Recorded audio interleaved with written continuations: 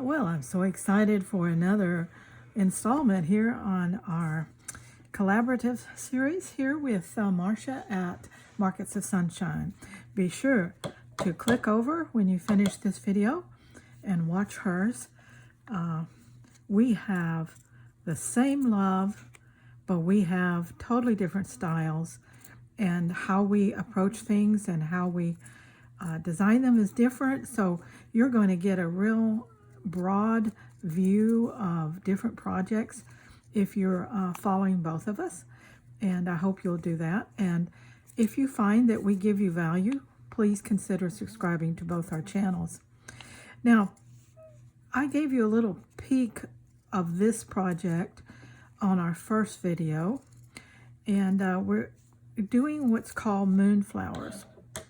Now, this is a 3 1/4 circle that my little paper template here, and this is just the right size for me, and it turns out to be something like that. Isn't that pretty?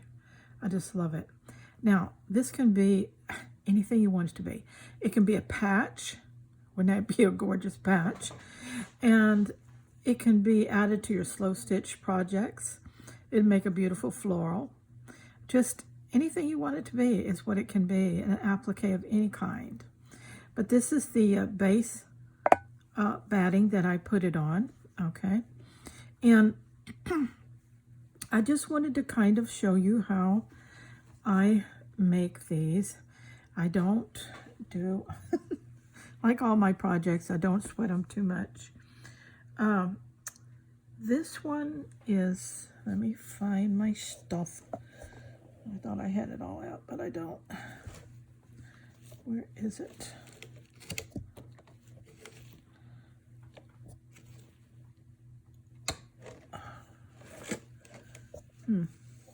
Well, in that case, I will have to go hunting for it. Everybody hang on. I'll try to do better next time.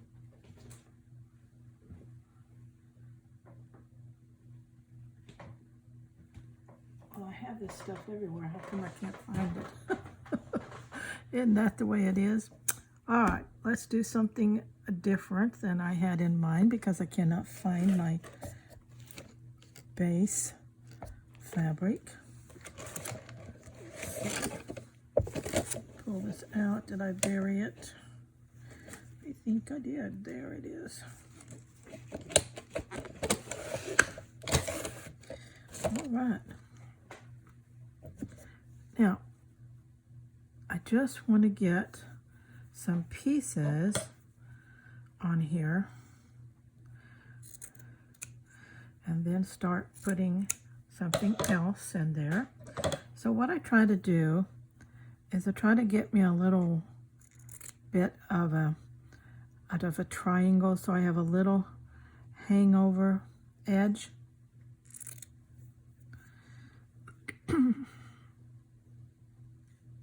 Okay.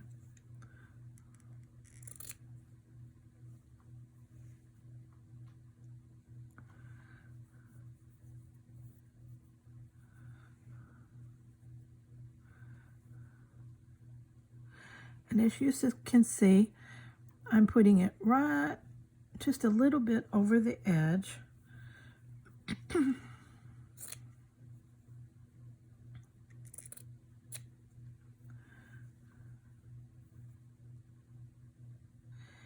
And just leaving a, let me turn that over.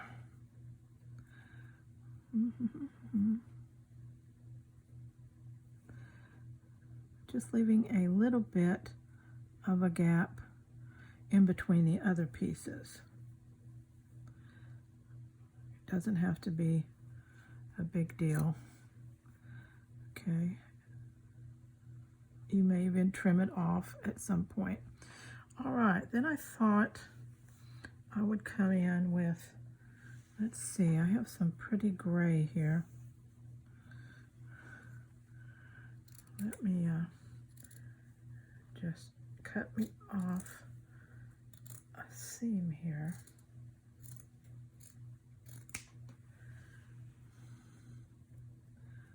Okay.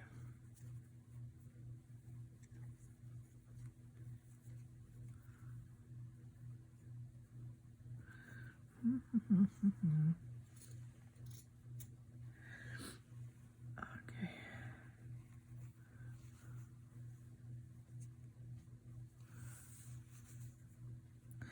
I'm just opening up a seam off of a piece that I had. And again, going to try to make somewhat of a triangle shape. And it's going in between these other pieces. Okay.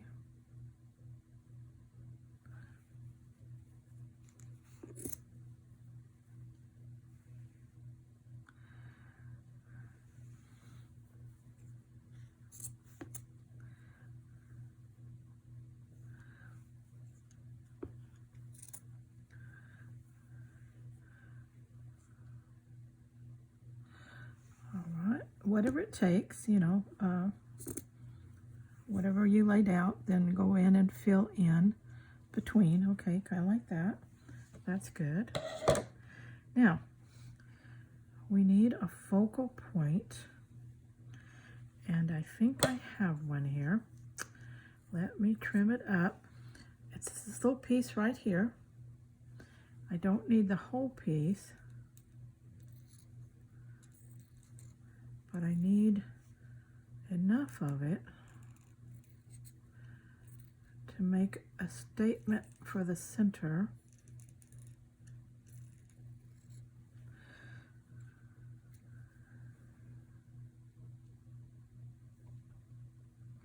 Like that. All right. Now let's see what else I might do here. I might cut some of this.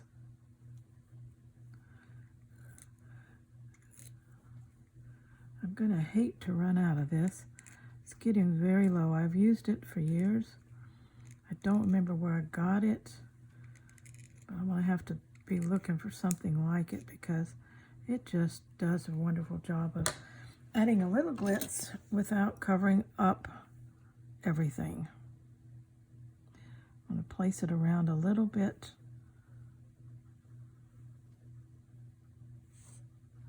More.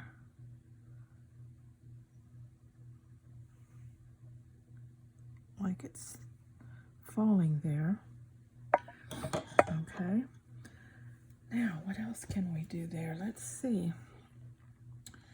We've got that beautiful magenta.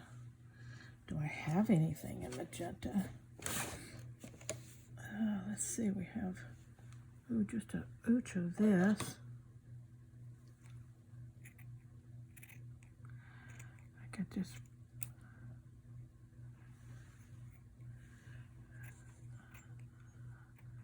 a little bit of splash of color around and about.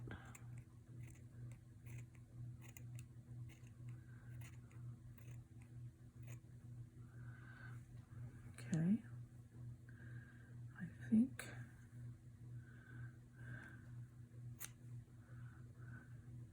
got a little bit of more around here.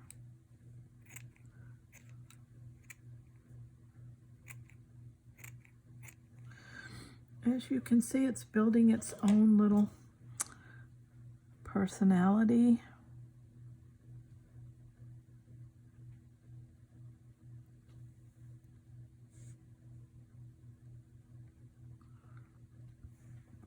Okay, now I'm going to take a piece of tulle, cut it,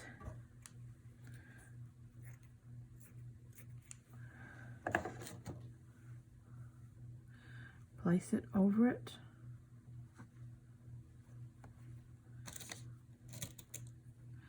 and pin it around the circle.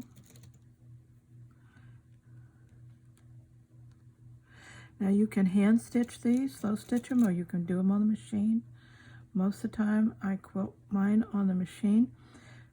This one, I will do that when I do the outside layers, but I will stop and do the inside with slow stitching because I have those little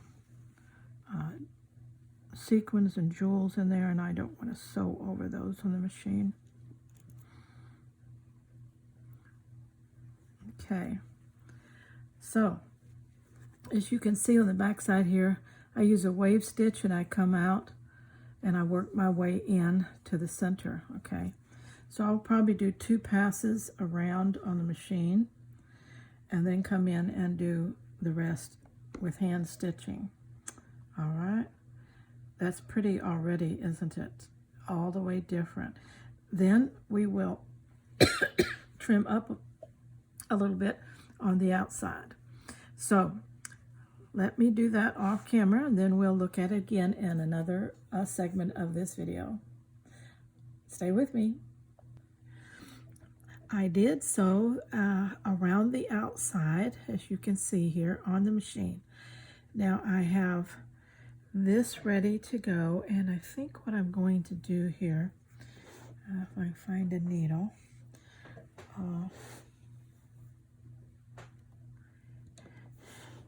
is I'm going to do a tacking stitch around that inner circle of black there. Let me get trying to thread the whole embroidery floss, which is 6 strands, and it does not want to go through the eye of the needle. Let's see.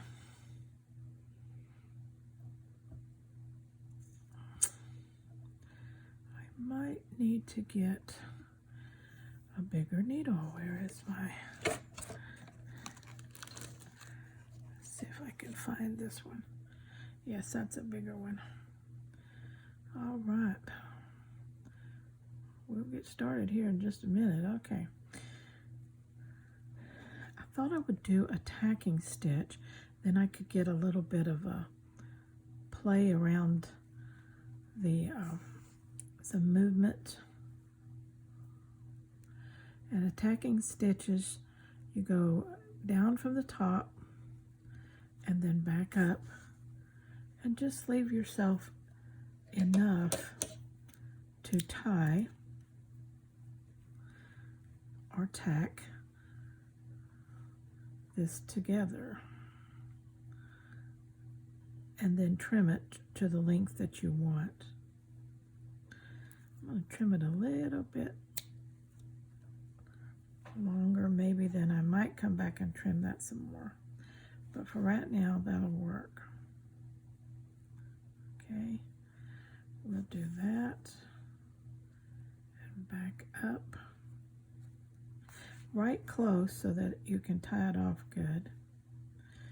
And now, as you see, I'm going to go on and keep my needle and thread running. Just leave me enough thread there so that when I cut it, I have enough to work with to tie off. Okay. Back up right next to that where I went down, and then we'll continue around. See how far we get with this thread. Leave enough there to be able to cut in half and then tie. I'll show you in just a minute.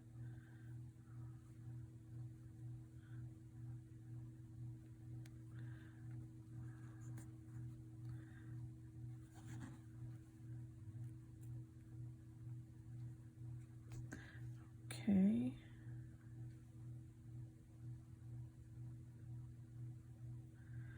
We'll see if this will give us enough.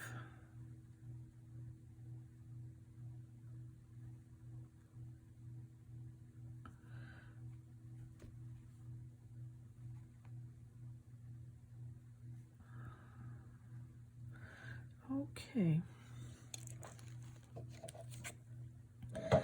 We're going to come around here and we're going to cut these. I'm going to take up a little bit of the slack I think I can and work it around to that end one that didn't have enough. I think that'll be enough. We'll see. If not, I'll just pull it out, start over. All right. We'll tie these off.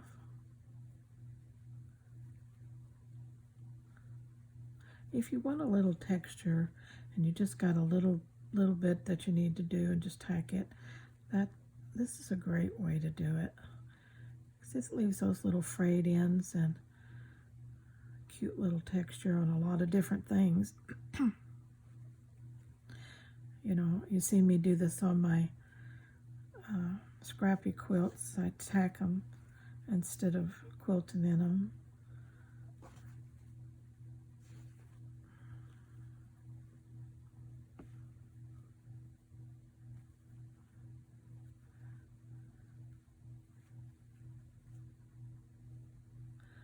Alrighty. Let's see how many more I gotta go here. A couple more.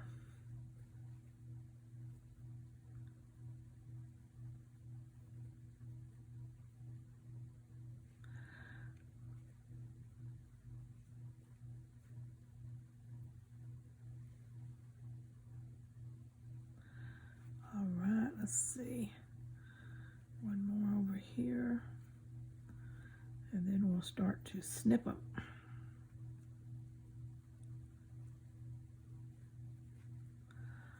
Okay, I think I want these shorter than I did that first one, so I'm going to go back and shorten him up a little bit.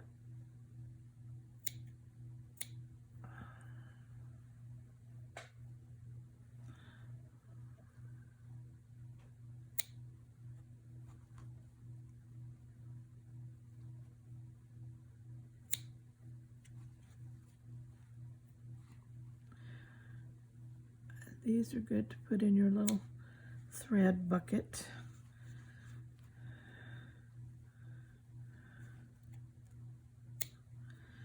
All right. Okay, isn't that cute? All right. Now I'm still going to take some of that thread. Let's see what I do with it. It's in parts unknown now.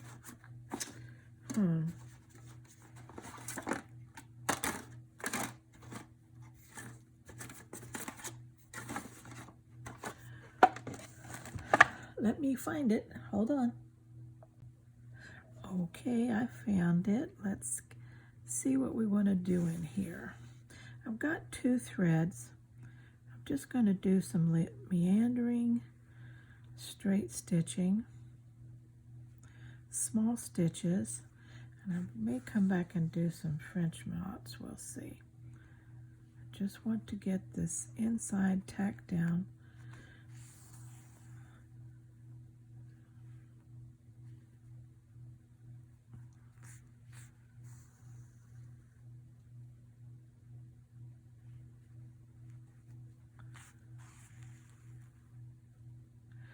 With this pink thread, it doesn't matter if your stitches show because it all becomes part of the design.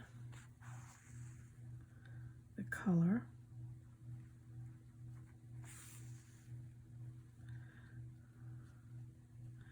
Just more texture.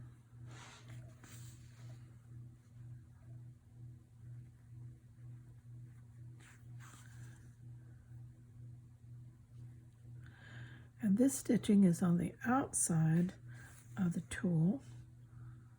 You remember that we put tulle over the design before we sewed it on the machine. And that also makes it more dimensional.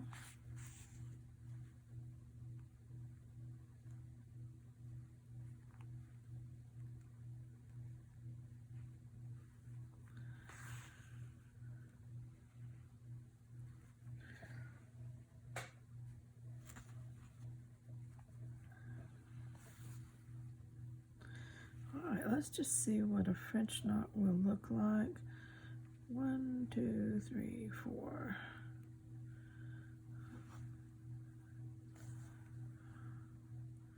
Yep, that's kind of cute. They're tiny with just 2 strands of thread, but that's all right. They'll show up.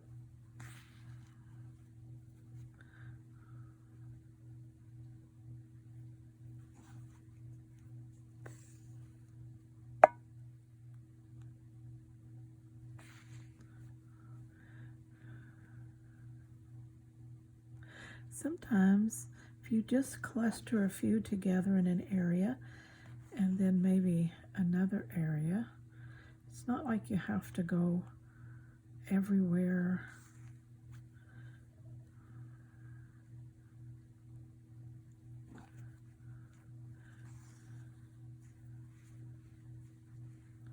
Let's jump over here and do a couple.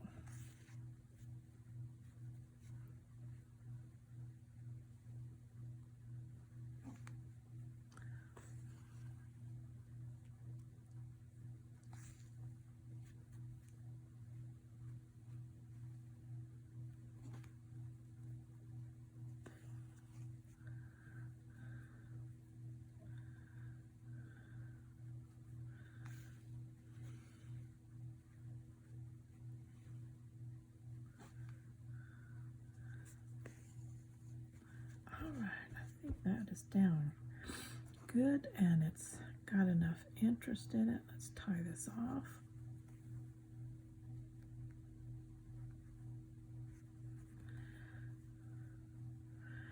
Now, whenever you get ready to use this in whatever project you're going to use it in, it's just going to be beautiful.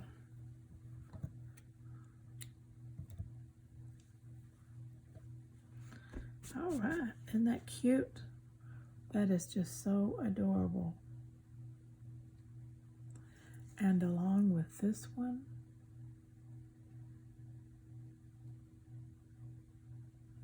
so cute. These are our little moonflowers made out of scraps and textile pieces and even paper. The gold here is paper. These are both the same size circles, but according to how much overlap you give on the outside determines how big they are, okay? All right. Now, don't go anywhere because we're going to look at combining fabric and textiles with paper to make some interesting slow stitching projects and junk journaling pages. All right, stay with me. Well, I promised you that we were going to play with a paper and fabric combination so that we can make some interesting slow stitch projects and junk journaling pages.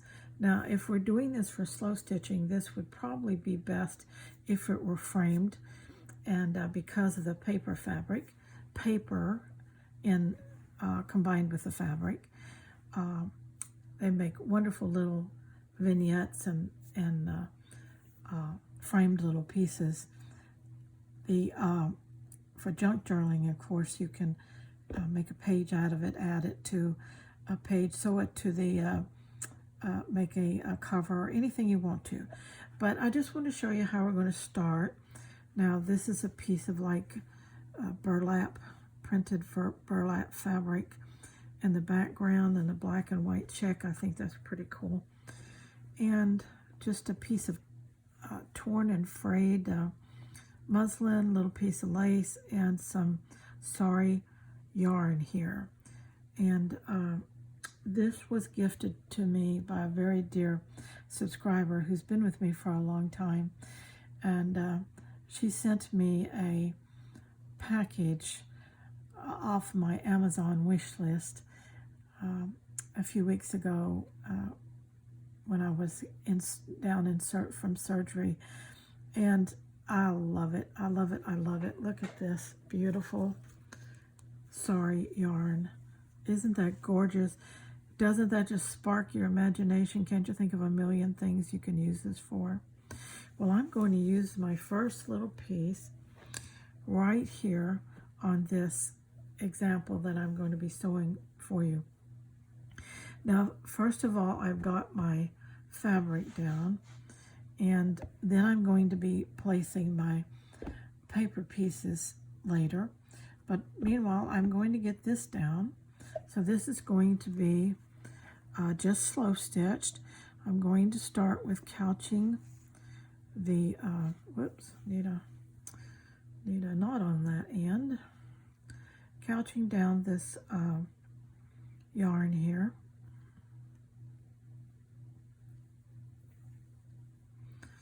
And let's just start up here at this. Now this yarn is substantial and it's tight enough that normally you can get a needle through it at the very end and it will hold for you. Just like that. But then I'm going to not sew through it, I'm going to couch over it. And as you know, a couching stitch is just a stitch that overlaps the yarn or whatever it is that you're going over. And I like it because it shows and it sets up a pattern, a banding down the yarn, and I like that.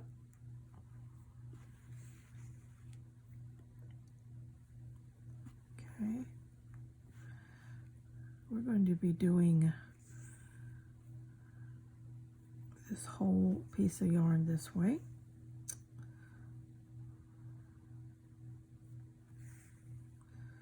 And I'm using a green thread.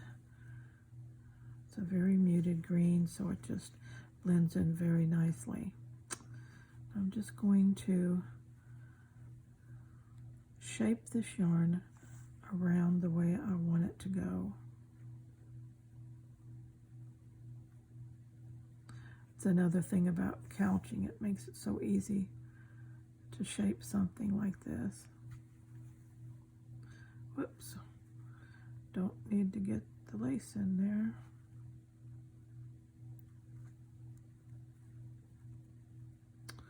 Okay.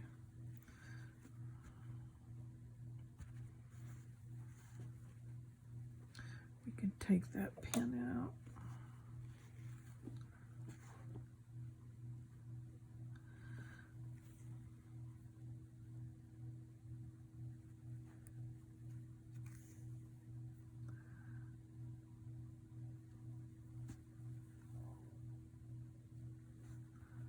The colors in this sari yarn is just beautiful.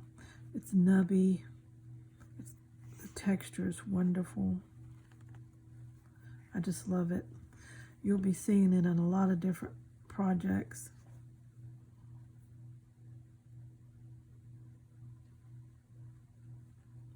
Again, thank you so much to the dear lady who sent it to me.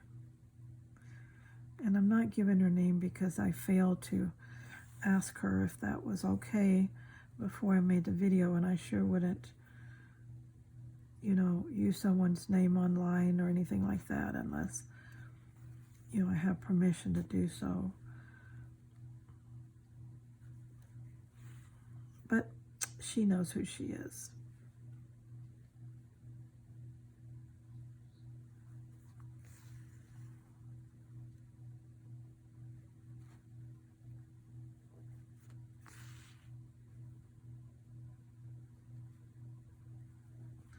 These big nubby little parts, I am going to go through the center of it.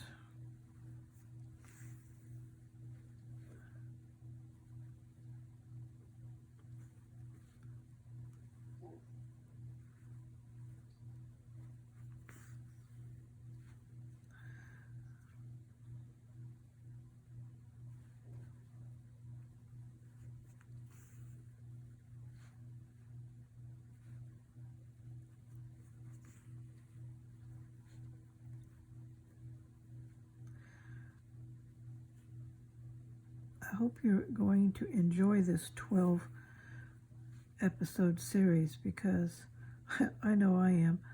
It's giving me a lot of food for thought, and we'll be talking about the theme of this in the next section of this video, and about, our keeping our confidence as we age in our creativity.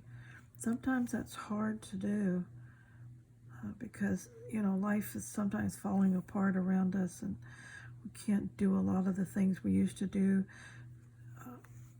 Maybe we have arthritis in our hands and they don't work the way they did, and maybe our eyesight isn't as good, and so a lot of things start happening to us senior sisters that would rob us of our confidence that we can continue right on with our creativity. And so we'll get into that a little bit more, and how we can work through that and combat that and come out the other side as creative as always.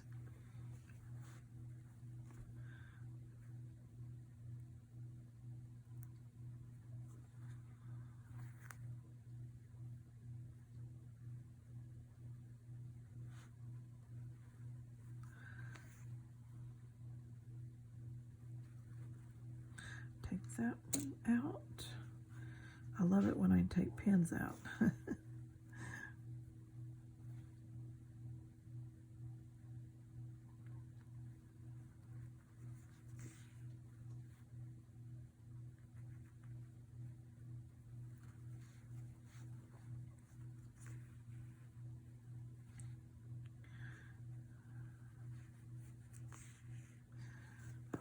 Okay, we're just about to the end of this.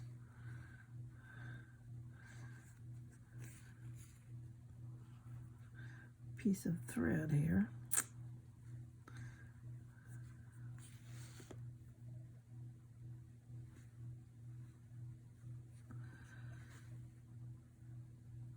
It's a little bit awkward sewing because like I said, I still have the neck brace, and I have to hold it away from me a little bit, and it's a little bit elevated to be able to see it, because I can't turn my head all the way down, and not as comfortable as it could be either.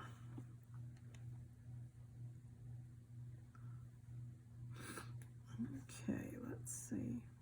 I'm going to take this one out, and I think I might take that one, turn him around like that.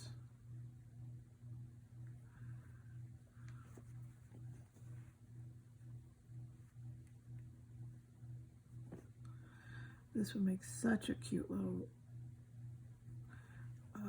little wall hanging, or like I said, a little framed piece. Oh goodness. I have to do at least once every stitching video, don't I? Pull my thread out of my needle.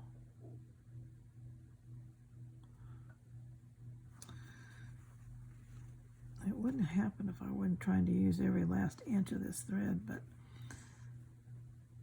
I just need one more stitch. All right, let's tie it off.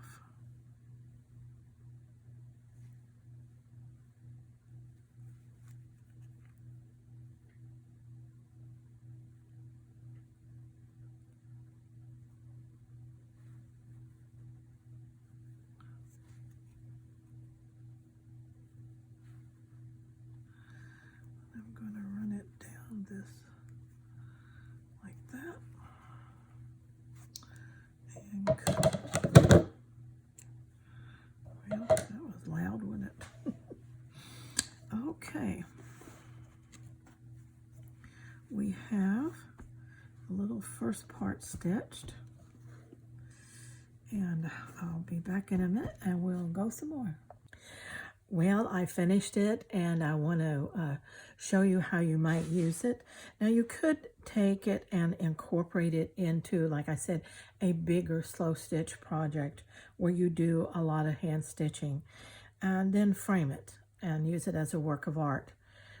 But what I'm going to do with mine is I'm going to put it in my art journal, which I haven't worked in quite a while, and which I'm going to make a video this week where I do work in it, and I use this piece in it here right now. I love it.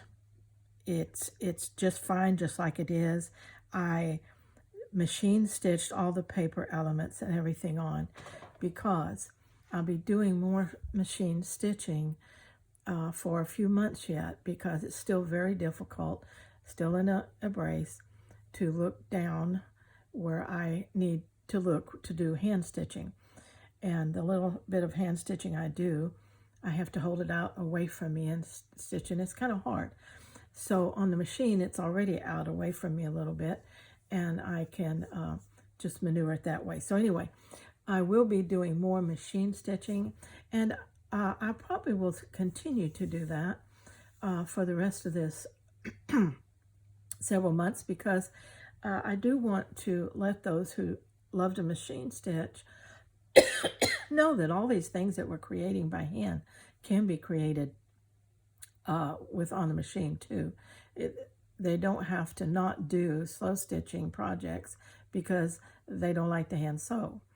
And so we want to encourage everyone who loves fabric and stitching, no matter how they do it, to play with us, join us, and do some of these projects. Here's a little closer look at some of that. You can see where I've straight stitched around the paper elements, okay? Just that. All right. Nothing difficult about any of this. These, the lace in this back piece and this yarn was all done with hand stitching, and then the paper I finished off with machine stitching, and I zigzagged around this leafy shaped piece right here. So this is finished, and now it's ready to use in another project of mine, which is my art journal. And so I will be making more of these and incorporating salvage cut pieces out of magazines or whatever I can find, the paper, and collaging with that. So if you like this kind of thing, be sure to catch all those videos as they come up. And it's a lot of fun, and I think you'll enjoy it, okay? So what's up next? Let's see. On our third installment of this collaborative series, we're going to be doing, well, hold on a minute, because I think I have a sample. Yes, here it is. We're going to be on our third episode, considering embracing the unfinished. What does that mean? You know, it's all those bits and pieces that you haven't completed yet, and they're just stuck somewhere. And so we need to learn to embrace them, pull them out, finish them, not leave them forever. It's okay if they rest for a while. We all do that, and it's okay, but they need to be finished. And so here's one that needs to be finished. This is my little owl quilt that I started, and it doesn't like a whole lot, but I need to finish it, and that's what I'll be working on in episode 3, and we'll be talking about how all of us can embrace what's unfinished in our craft rooms. Till then, stay scrap happy.